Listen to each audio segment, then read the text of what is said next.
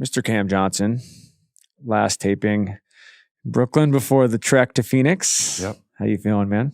Oh, man. It's always a weird feeling when the season's over. It's like the way I describe it is it's go, go, go, go, go, like full speed.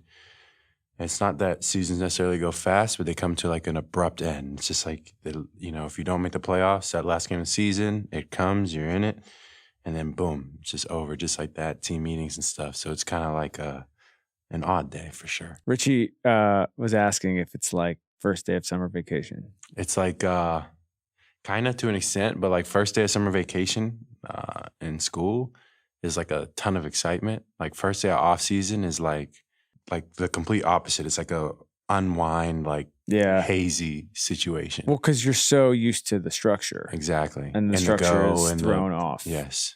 And then it's just like, whoa. So you will be in the beautiful state of Arizona. Right. I will be down there next week. What are you looking forward to most? Oh, man, just getting in the sunshine, playing some golf, working out. My little brothers are both out there right now. So, I love the aspect of just getting back to work over the summers and figuring it out a little more. What I'm excited to see is you've been hitting the sim hard in the office in Brooklyn, but you haven't gotten a chance to play. Yep. So how that impact? Yeah, that sim, man, it gives you some valuable information. I didn't know that until I saw the cameras on the sim that really when I hit the ball, I hit it with like the inside portion of the club every time. I don't even know what that's called, but I'm like, dang, I got to fix it. So I've been working on club face control, and I think I'm ready. You're about to be the biggest sim hype man of all time. I think I'm ready. I want to get your thoughts on the series. We're taping this on Monday, so we don't know anything that's going to happen in the playing game. So we're not going to touch those. But the 4 series, Detroit Knicks, Minnesota Lakers, Denver Clippers, and then Indy Milwaukee. Just get your sort of overall thoughts on each, guys you're looking out for.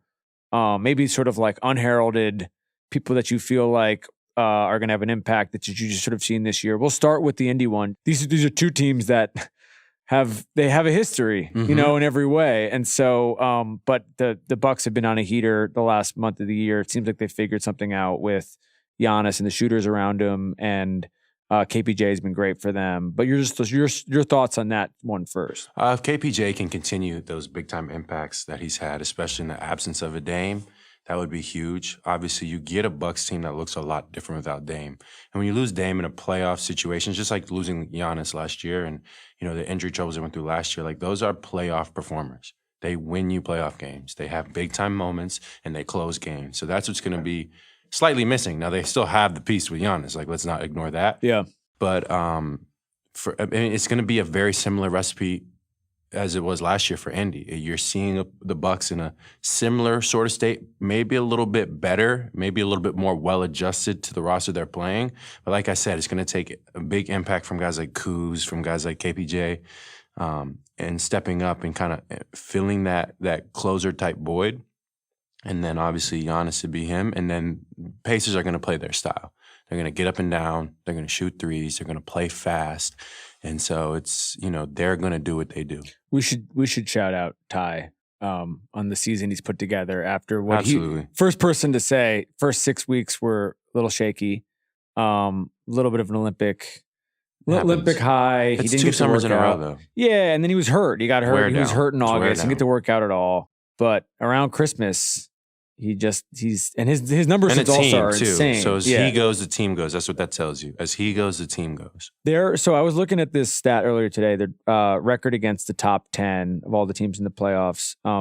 OKC's 21-9 against other top 10 teams. OKC's 21-9. Cleveland's 16-6. Boston's 15-7. Denver's 10-17. Knicks are 6-16, which we'll get to. Indy's 15-9. They've played the good teams well all year. They did this last year as well.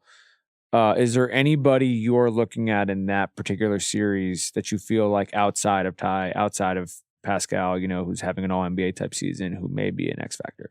I mean, it's obvious, but I think it's Nembhard and Nesmith. They bring an defensive intensity to the table, but that accessory shot making that they bring and those games Nembhard had last playoffs, even Nesmith, they need to have those. That's going to be what pushes them over the edge. And they're capable of it. They're going to defend. They're going to make life on Milwaukee's wings and guards difficult. It's what they do, but that extra shot-making piece is going to be huge, and one of them needs to get hot. So we did an ep with Nemhard and Pascal a couple weeks ago in OKC, and he's another one. He's a really good dude, a humble dude. There's a particular shot that he has gotten so good at, or just a move in general, the decel.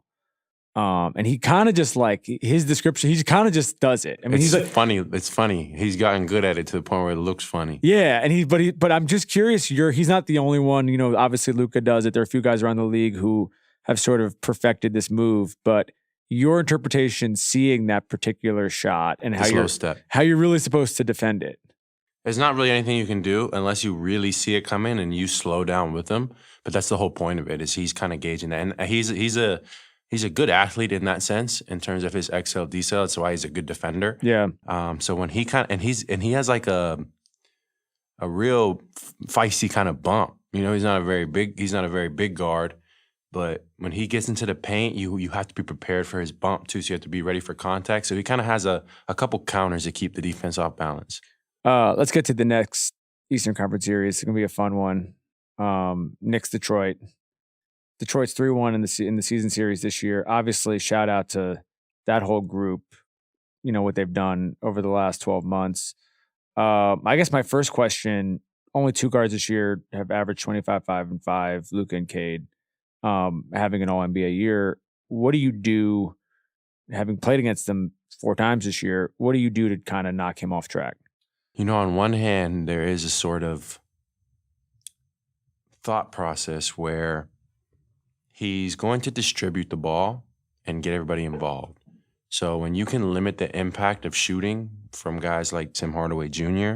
and Malik Beasley, they have the ability to get hot and change games.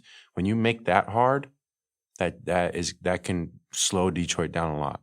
Cade brings a lot to the table where it's really hard to slow him down.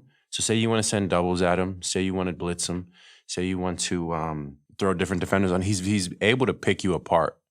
And if you just let him just sit there and pass and pick you apart, you got guys around him that can score. So I'm not sure exactly what the Knicks are going to do, but it's not just as simple as like, hey, shut down Cade and we'll win. You talk about guys around him who know how to play off that. Beasley in particular has been awesome. He's their second leading scorer. When you have a guy like that coming off the bench, who's coming in gunning off the bench like that and has been doing it, for a long time in the league, but he's been doing it such a high clip this year. Is there a difference of approach in terms of, you know, when you get to the second quarter and you're sort of like, we don't want him taking over now, where he's not necessarily blitzing you early on, but you're going to have to deal with it later? Yeah, definitely. It's just game management. It's game flow management. It's trying to keep the other team out of rhythm is the main thing. And I think Detroit, when they get into a rhythm, they get really, really comfy and they execute really well. And that's the same for any team, honestly. But I think I know New York has the advantage in this series when it comes to experience. Yeah. So they're going to have to rely on that. And the only thing experience really tells you, in my opinion, is that like every playoff game is unique. Every situation is unique. Every quarter is unique. You can't just think because they beat us, because Detroit won the regular season series 3-1, that Detroit has the upper hand in this series. You know what I mean? Yeah. Every game is a clean slate. And what New York was able to do in the playoffs last year, coming up with those big-time performances from JB, from Josh, from Dante at the time, and OG, it showed that they have the ability to take it to another level. And now you added Kel and Carl, 2 guys who can also change games. And they've been in a lot of these games. They just have a lot of depth and ability when it comes to, like I said, closing and making big-time plays when it matters. Yeah. And they're smart guys, too. They're a smart roster. So as they get into game planning for Detroit, they're going to find a couple things that they're going to be comfortable in forcing Detroit to do to kind of get them out of that rhythm, and we'll see how that all plays out. Do you have somebody in this series you're looking at as an X factor outside of the, can't say Cade, can't say JB, can't say the All-NBA guys? Detroit shooters. All of them. All of them. Playoff basketball is different. How you shoot the ball is different. Can I give you a Knicks one? Yeah. Deuce. I think Deuce is going to be, I think he's going to have a big series. In what, though? In what way? I think to match what we're talking about with the guys in the perimeter, they're going to need him flying around. He's that's exactly another playoff performer. He's a guy who shot well his whole career, shot well this year. I mean, I was going to ask you about the physicality and the muck it up thing, which they clearly are going to try to do. They've been doing it all year to everybody. And I think that this is like sometimes when you know going in that the team is going to do this, you need, not to say that Deuce is going to go start a fight with somebody, but you need somebody Deuce brings energy. Yes, who can match that. And fight. He's going to bring energy and fight every possession. He's going to fight through every ball screen. He's going to push. He's going to talk. And that's exactly what they need him to do. So Detroit, the benefit Detroit has in this situation is that they've had this physicality element, this edge to them, and an ease to them all season long. And in the playoffs, everybody takes on that edge. So one, can they take it to that next step? Can they elevate it just one step further?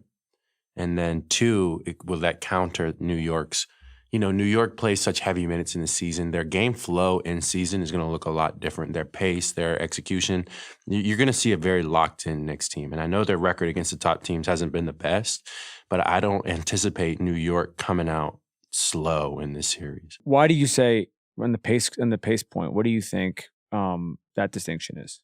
It's a long season, bro. It's just playoffs, and it's a long season, and it's just that you're going to see that attention to detail, every possession go up. And one thing that playing a lot all season allows you to do is see a lot of things as a group, see a lot of end of game situations, see a lot of game management, game flow, just a lot of reps on that. So that team comes in with a lot of reps. We'll see, though.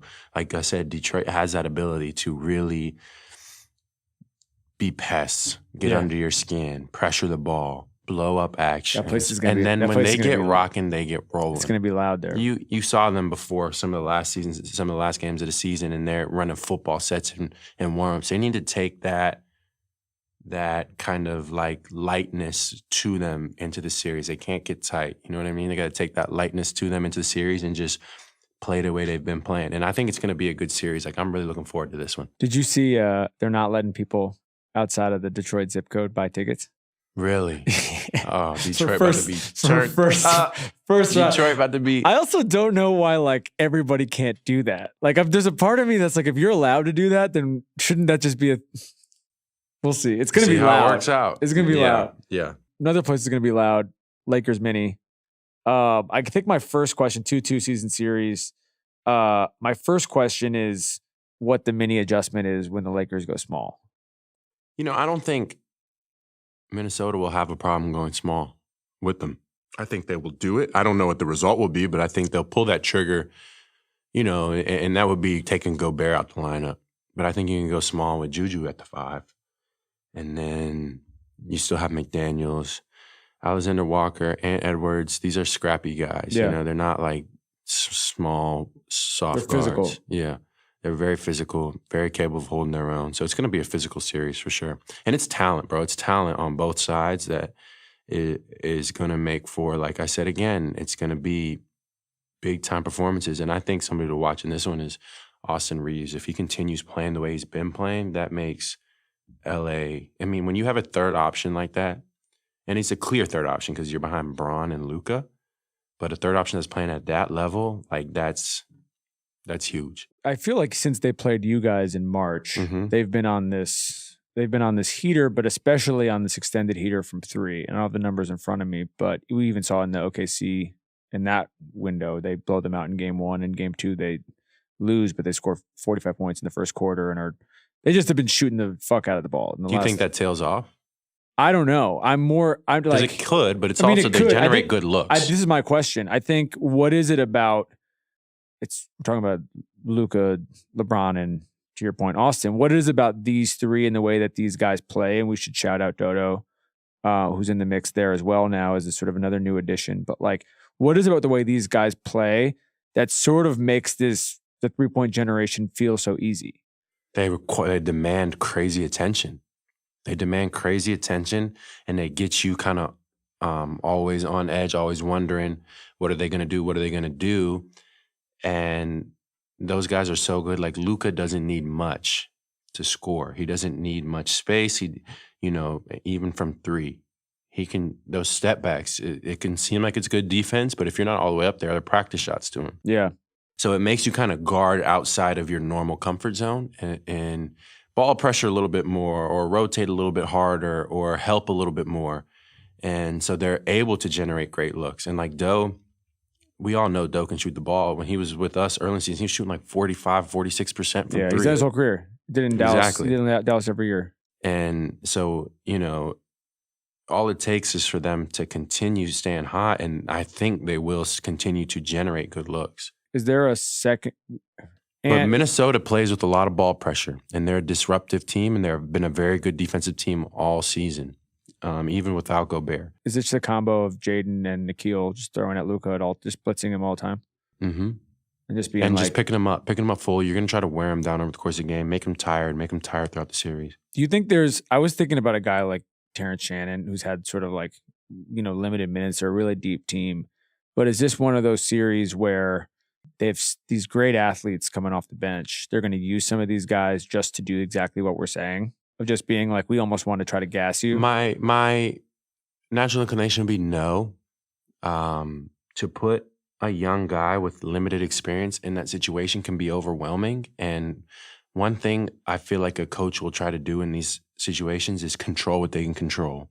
Don't get outside yourself. Don't get too creative, because then you're relying on too much randomness in your head. When you have guys that are already capable of flying around, like Nikhil, like McDaniels, I think you just kind of ride that wave. Now, could they do it and give him a very specific task? Like, you're in here, Clark too. You're in here, you ball pressure. You give us a good couple minute stint here. Take your open shots when you get them. It could come down to that, but my natural inclination wouldn't be that they go there. Do you look at Ant's box office? So I'm not concerned about him showing up ready to play on Saturday. 100%. He loves these moments. 100%. Yeah. Do you see it? Do you see a secondary offensive option from that team that you are looking at in this particular matchup that you feel like this is a matchup that they can exploit? Is it Drew? Yeah, he's a big swing piece. If he plays well, I mean, it's a huge bump for them if he shoots the ball the way he's been shooting the ball. But he's a matchup difficulty. But Lakers have guys like Doe that are very capable of guarding those types of players. So it's going to be a little bit of a chess match there.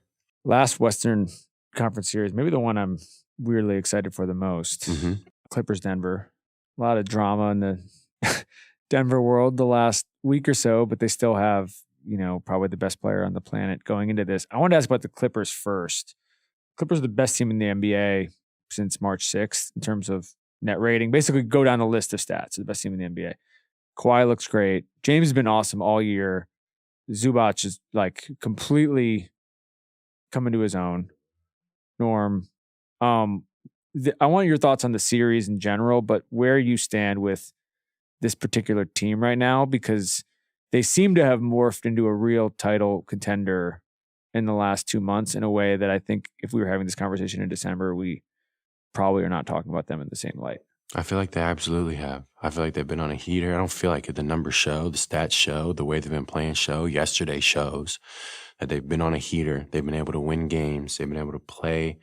And it's not, I don't think it's luck. Like, you have two of the all-time great players in the NBA, Kawhi and James, that seem to be just hitting their stride. Yeah. And for James to be Kawhi looks fresh. That's what I was about to say. For James to be available all season and play like he did yesterday, that's encouraging. And then for Kawhi to miss so much of the season but come back and kind of find that groove, it just kind of shows it. Maybe he's fresh going into these playoffs. Yeah. It's going to be a lot for Denver to handle. It is. And you can never count a team with Jokic out, but with all the turmoil over there, and I don't know inside their locker room, I don't know how that's going. They could be in great spirits. They could be ready. They could be locked.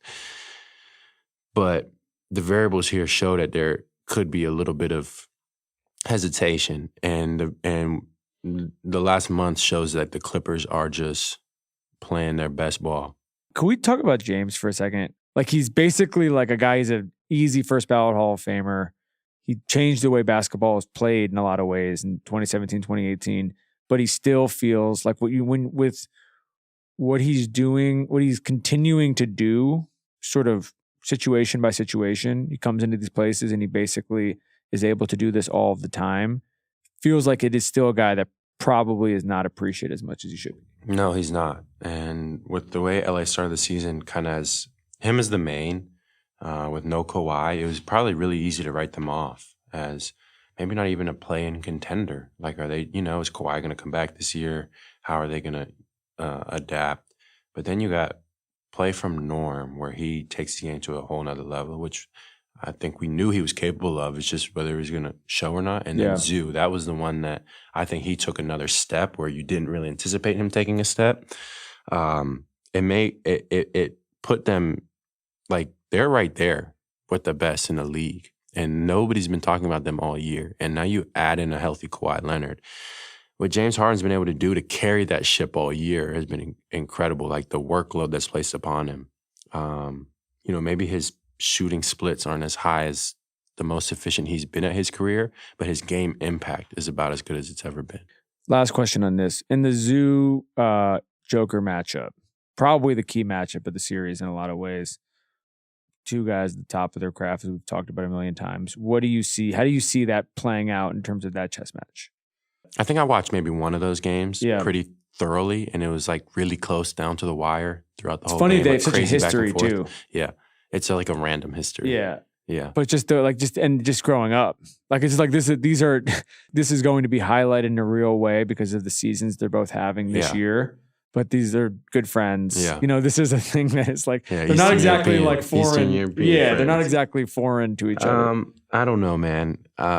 It's going to be interesting for sure. But I don't think off rip, I don't think the Clippers just say, okay, Zoo, like, go out there. And I think Ty Lue is very good at those adjustments, that game planning, that, figuring it out aspect. So he's going to be ready for him to come with some stuff that he throws to in a way, kind of junk up the game and make Yoke's life a little bit more difficult. Can I give you one under the radar guy? Mm-hmm. Chris Dunn. Just to talk about, pain in the ass. Executed his role at an elite level all season. Yep. And we're talking about the Clippers as a title contender. Title contenders have guys like that. Yeah. They don't need to score, they don't need to shoot. They're just a pain in the ass all game. Absolutely. He'll be in Murray's pocket all game. Did you watch LA Golden State yesterday? Yeah. I think records are one thing. I think those are two of the best teams in the NBA right now going up against each other. I think it was great basketball. It's just crazy that the ramifications of that game is like one team has to fight for their life. Like, they have to win. Isn't the West just insane? That's my point. It's insane. It feels... Hey everybody, Charles Barkley here, ready for some playoff basketball? The 2025 NBA playoffs are finally here. It all starts on April 19th with the play-in tournament. Then the first round begins on April 20th. We've got some great matchups this year. In the East, the Celtics are going for back-to-back titles. But the Cavs had the best record. The Thunder are the favorites out west. They were amazing all season. Get ready for some exciting basketball. This year, we've got 36 referees. They have a lot of experience. The average is 17.5 years in the NBA. That's a lot of games. 27 of them have been in the playoffs for at least 5 years. They've seen it all. Let's hope they make the right calls.